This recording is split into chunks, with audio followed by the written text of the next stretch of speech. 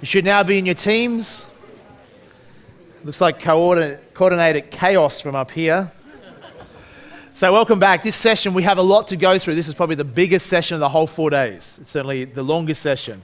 And I'm going to be teaching you about, we talked about to master our life and to master finances, we must first master our what?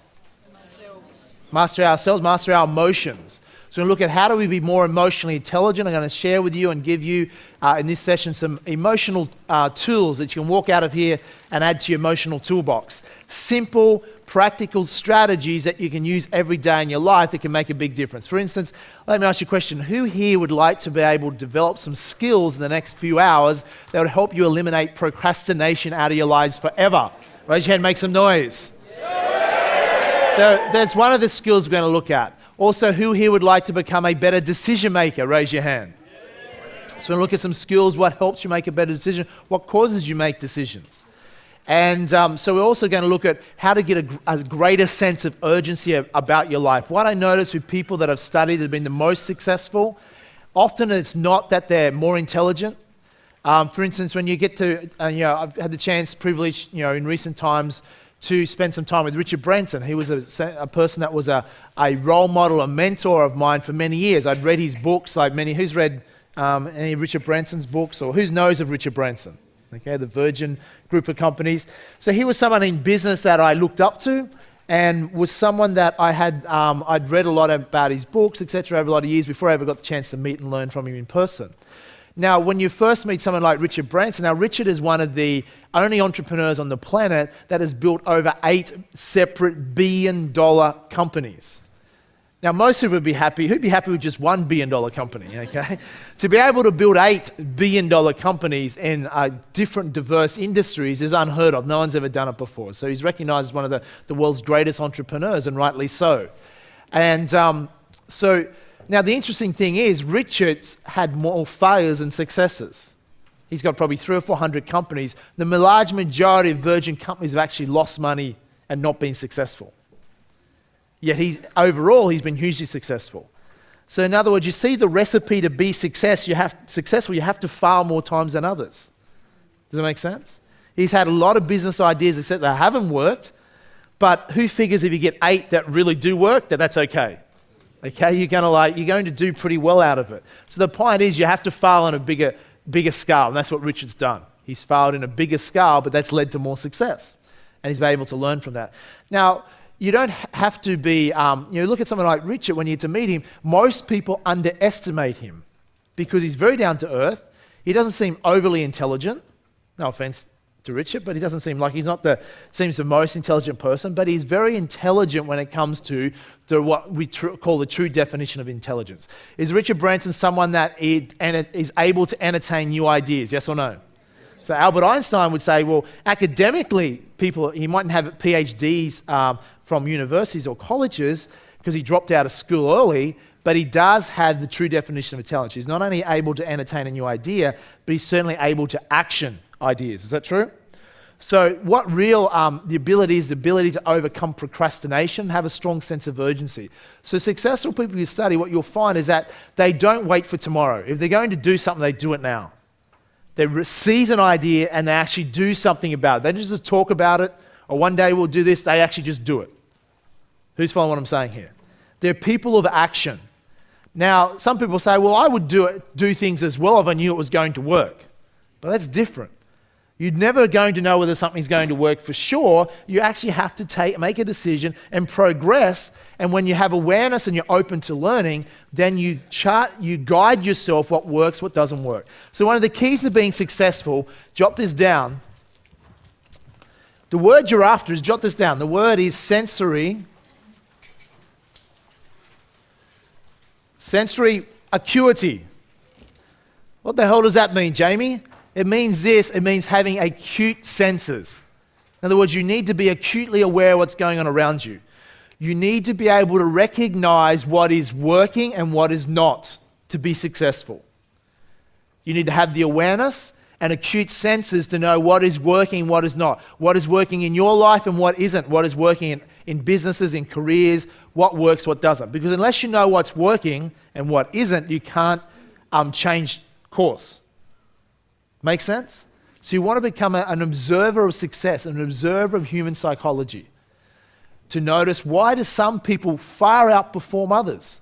Why do some people grow up in the same family, go to same schools, same economy, same opportunity, where some people completely outperform and others don't?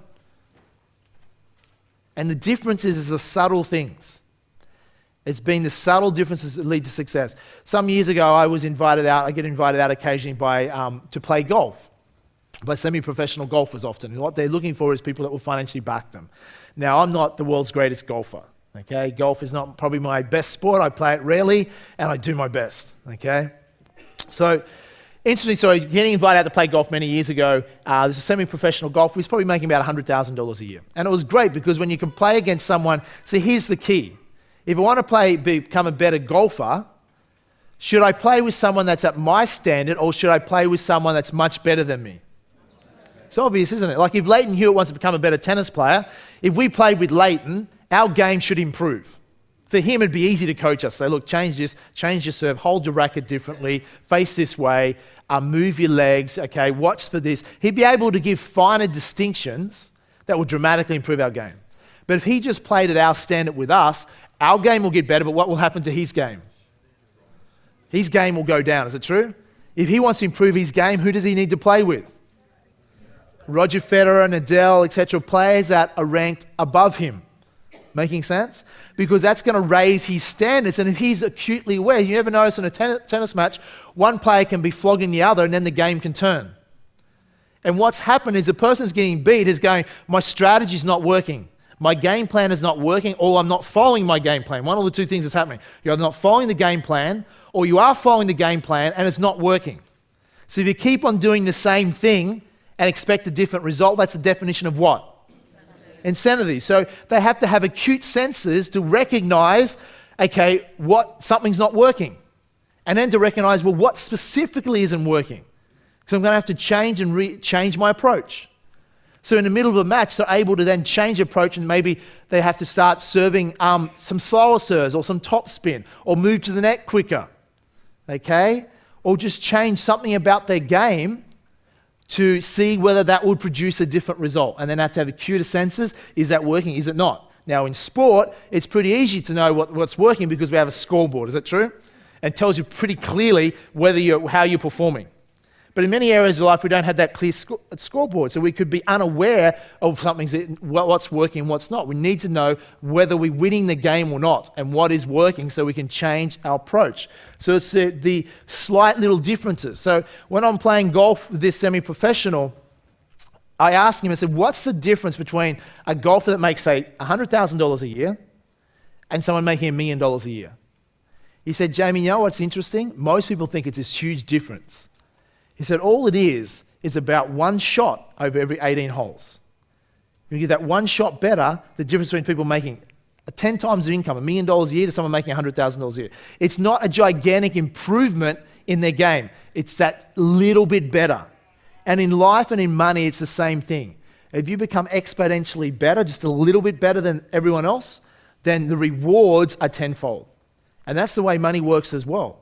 You just have to be that little bit better. So you don't have to be gigantically better, just that little bit better. And it's continually looking for what are the little things that will improve your game of life, your game in your career, your game in your relationship, your game in your finances, you're investing. Some of you have a great game and things are working well. Is that true? Now, my suspicion is this.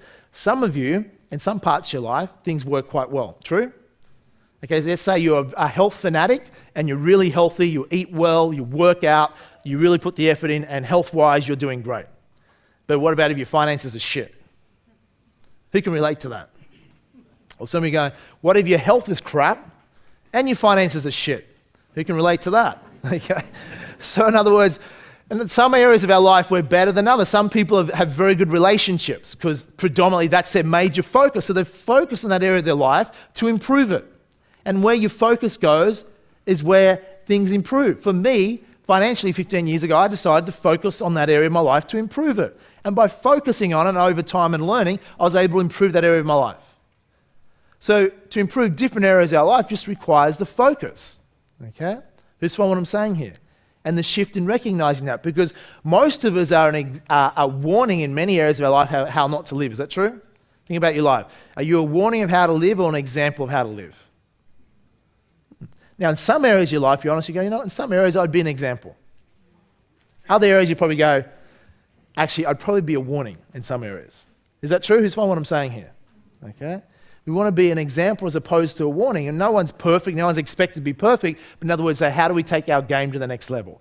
So it's just a little difference that can have an exponential return. Okay? So before, what I forgot to finish telling you was above the line and below the line. Did we lose our... Guys, don't rip off my pages, okay? So above the line. Below the line was what? Who can tell me? Denial, blame, and excuses. So if we're into that, we're living the game of life below the line. Above the line, we need to be what? Accountable for our actions. Okay. We need to be responsible. Accountable and responsible for our actions. And knowing every action has a consequence. And we need to have two things, the two A's. We need to have the ability to take action. People above the line, living above the line, have the ability to take action. They're consistently making things happen with their life. And the other A that I alerted to this morning was what? Awareness. In other words, they're able to have sensory acuity to recognize when something's working and something's not. Where they know, like you're halfway through a game of tennis, you're getting beat, I've got to change either improve my game plan as far as stick to it better, so the execution of your strategy has got to be better, or your strategy is not working. Okay? And if your strategy is not working, change the strategy. So it's like Thomas Edison, inventing electricity, inventing the light bulb. Did you know the story? He had almost 10,000 failures. Most people would give up after the first go. Actually, most people wouldn't even have a go because they think it's impossible. If you think something's impossible, you wouldn't even try. Is that true? So your belief systems are very critical. Your belief systems dictate everything. Okay? So here's one of the keys you want to improve your life. Draw this.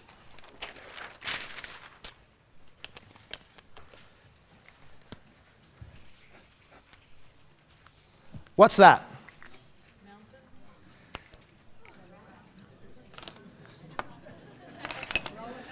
Come on, what is it? It's an iceberg, okay? What do we know about an iceberg? It melts, okay? An iceberg is 2/3 under the water, is that true? So what you see a big iceberg on top, that means it's even a bigger iceberg. So most of the iceberg is underneath, true? So at the top, what we have here is that what we're going to do is improve our life and have more success in our life. There's things that affect that. One we've talked about a lot today is beliefs. Is that true? And we'll look at that more. Your beliefs around money. Global beliefs. A lot of you say, well, Jamie, I don't even know what my beliefs are. A fair chance if you haven't reset your belief systems around money, you would have adopted the cultural belief systems. What's called cultural hypnosis. Cultural hypnosis is some of the things I suggested before. If something's too good to be true, that's a cultural belief system that average people have. Now that belief system that average people have, what result is it going to produce? Average results, true? If you model average people, you will produce average results. It's the easiest way to be mediocre. Just do what everyone else is doing. The common question a lot of people will say, well, if it's that damn simple, why isn't everyone doing it? There's a reason for it. Okay? So in success, what we want to do is we want to be aware of our belief systems. Once again, it comes back to awareness and sensory acuity. What are our belief systems? The question is this, do our belief systems empower us or do they disempower us? If they disempower us, so what I changed was my belief system. If something's too good, sounds too good to be true, but probably is, instead of accepting that, I changed it. I wanted to fine-tune it, a little difference, but it changed my life dramatically. I said, if something sounds too good to be true, it possibly is, but I'm going to check out the facts because I don't want to miss a very good opportunity. Make sense? So I just fine-tuned that belief system a bit, and as a result, I've been able to enhance my wealth dramatically. If I didn't change that, I would never become a millionaire. Does that make sense? Because some of the things when I got into property and things that did work really well for me, we have properties that can double in value in a year or two. And if I believe something sounds too good to be true, probably is, and someone said, Jamie, if you buy this property in an X amount of years, it's going to be worth this. I said, oh, no, just don't believe it. Sounds too good to be true. So I would never, that belief system would have stopped me from acting. But because I adapted the belief system and realized that some things are actually can be true and actually can be better than you expect at times in life. True? So I was able to modify my belief system so I was open to possibilities. And as a result of that, I was open-minded enough to pursue wealth. And I look back and go, my God, some things happened so much better than I ever believed were possible. Lucky I had an open belief system. Who's following what I'm saying here? Okay? So other people have a belief system. If it's a high return must equal what? High risk. That is a belief system of average people that produce average results. So you've got to say, do you want to produce average results or above average? If you want above average results, you need to adapt the belief system and model. The fastest way is to model the belief systems of successful people, people that are producing the result you want. The most common question I get in radio interviews or etc. is around, can you really, expect other people to be successful? Is it that easy for the average person to become successful? And I explain to them, well, the average person can become much wealthier or can become much more successful, but the key is they've got to stop being average. Because being average is what's holding them back. They've got to do something differently. They've got to think outside the box. And they sometimes ask, well, how do you become wealthy? Well, I said the first thing I teach people is very simple. What I say to teenagers, let's see if we can figure this out, folks. If you want to become rich, tell me, who should you study? Poor people, A, poor people, B, rich people. B, it's rich people. Now, I can teach teenagers this, and they get it straight away. Teaching fully matured adults, and they're like, can I have the questions again, please? It's not actually that difficult. If we want to be rich, we should study rich or poor people. It's blatantly obvious. So let's look in Australian society why most people aren't as rich as they'd like to be. It's pretty obvious. They are modeling, not even realizing they're modeling, they are copying poor people. Average person's taught to go and see an accountant or a financial planner. Is that true? Most financial planners are not successful investors. Actually, almost none of them are. I was asked this question, actually, I was interviewed by Morningstar. Morningstar is this huge American organization that rates managed funds. And they showed me the questions they wanted to do before they interviewed me. And they said, and one of the questions was, Jamie, we've read your book and you make a comment that you've never met anyone that's become wealthy yet that did it by from learning from a financial planner. And I checked with them, I said, because these guys, Morningstar, don't represent financial planners, but they list the managed funds, which for their whole financial planning industry. So I checked with them, I said, do you really want me to answer this question? And I said, yeah, we don't care, we're not attached, either way you can say whatever you want. I said, okay, you said I could. So I told people that, I said, yeah, it's true, I've never, out of all my people that I've studied that have been financially successful, my whole peer group, and I have a great peer group of great friends, many of them have made their millions in their 20s, late 20s, or 30s, okay? Now, if you're gonna become rich, when would you rather be rich? 30 or 40 or 80 or 90? Imagine being rich at 86. No offense if you're 86 and you're not rich yet, still set the goal, it's better than nothing. The point is, does money have more value when you're younger, yes or no? Yes. Yeah, much more value because you've got the chance to utilize and maximize it, okay? Now, I was sharing an important story just before that. Where was I up to? TV question. So I said, it's true. I don't know anyone that has studied successful. My whole peer group that have become millionaires at a young age, not one of them has said how they become rich was they went and saw a financial planner, and that's what made me rich. I don't know anyone that's done that. I'm sure there's some people have done it, but I said that's just the truth. It's not the way that I've done it and other people have done it. Why? Because the average financial planner is not rich. So how could they teach us how to become rich? They can't teach what they don't know. So I said, my mentor said, Jamie, go and see them if you want, but you're thinking in the back of your mind as you're thinking about what they're sharing with you, how to become wealthy, you'll be thinking, if they can show me how to live the life I want one day and become wealthy, financially independent, then why haven't they done it themselves? Is that a fair enough question? Not to pick on financial planners, I know there might be a few in the room, etc., but most people in that industry agree with me, okay? So the point is, if we model failure, or if we model being average, then we can only expect failure or average results. So what I went and sought was people that had produced the result that I want. That's a shortcut to success, modeling. This is what you're doing this weekend. It's what you do by reading books and studying DVDs. In other words, you'll accelerate at learning. What may have taken myself or may have taken my mentors 10, 20, 30, 40, 50 years to figure out and learn, you can learn, accelerate at learning. We can compress that knowledge into decades of knowledge into a few short days. Is that exciting? And that's how you learn faster. How I become wealthy at a young age, because age has got nothing to do with it. It's all about knowledge, the right knowledge, and the application of that knowledge. And that's what I'm talking about, the psychology, the ability to take and grasp and implement it into our life. And that's the much harder part. Because there's lots of you to say, well, Jamie, all I need is the knowledge. Does that mean that everyone goes to a financial seminar and gets the right knowledge is going to become rich? Yes or no? No. Because there's no guarantees in life. Is it true? Well, there's no guarantees. And two, the knowledge is only the first part of it.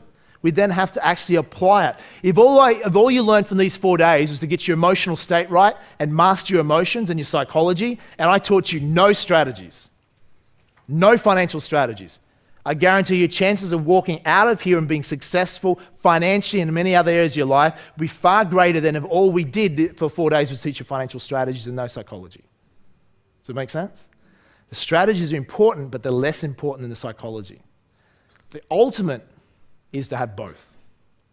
You get them both, then it's amazing what can happen. You'll surprise yourself. You go, shit, I'm good. Because tonight I'm going to have a challenge before we finish this session. You have a little bit of a challenge. We're going to take what I'm teaching you and put it into practice. It's not about theory. It's about how do you apply this to real life. And some of you will surprise yourself. Some of you will break through belief systems and achieve a lot more than you ever give yourself credit for. We as humans have the massive capacity.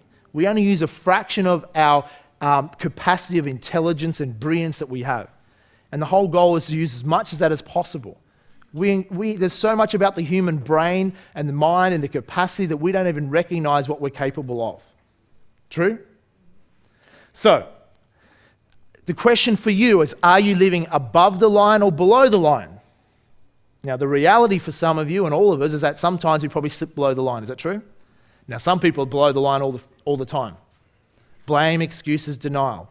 Doesn't help because we're not aware, we don't have sensory acuity. Being above here is saying the more we can take accountability and responsibility for even